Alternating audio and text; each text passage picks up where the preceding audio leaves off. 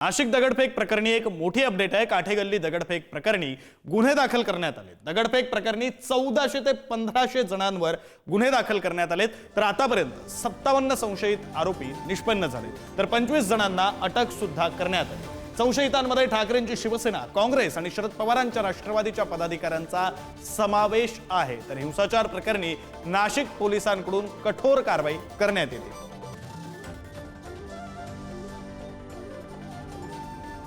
Stay असून सुद्धा सगळ्यात पहिले जे गेट वगैरे त्यांनी ते काढण्यात आले, ते कसं काढण्यात आले हा प्रश्न तुम्ही नगरपालिकेला विचारायला पाहिजे। त्या बिल्डिंगच्या लोकांना कसं काय त्रास आहे त्या विषयाचा?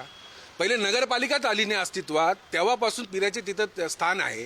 350 परवाचे पेपर आहे, आमच्याकडे डॉक्युमेंट्स आहे। तुम्ही बघायला तयार नाही, स्टेला मानायला तयार नाही, बघायला तयार नाही।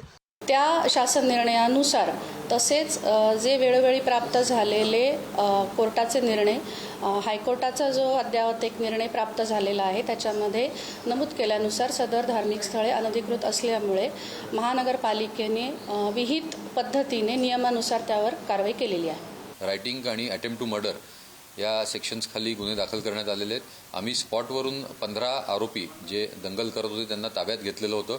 त्याचबरोबर साधारण 70 मोटरसायकल्स आणि बाईक्स आम्ही ताब्यात घेतलेल्या होत्या की जे लोक सोडून पळून गेलेले होते, जे दंगल करणारी लोक होती ती।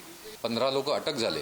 तर त्या अटक झालेल्या लोकांना कोर्टात हजर करण्यात आलं। त्यांची पोलीस कस्टडी काल आम्हाला मिळाली आणि त्याच्या इंट्रोगेशनमधून जे अधिक नावं येत आहेत तर त्यांच्यावर कारवाई करण्याचं काम चालू आहे।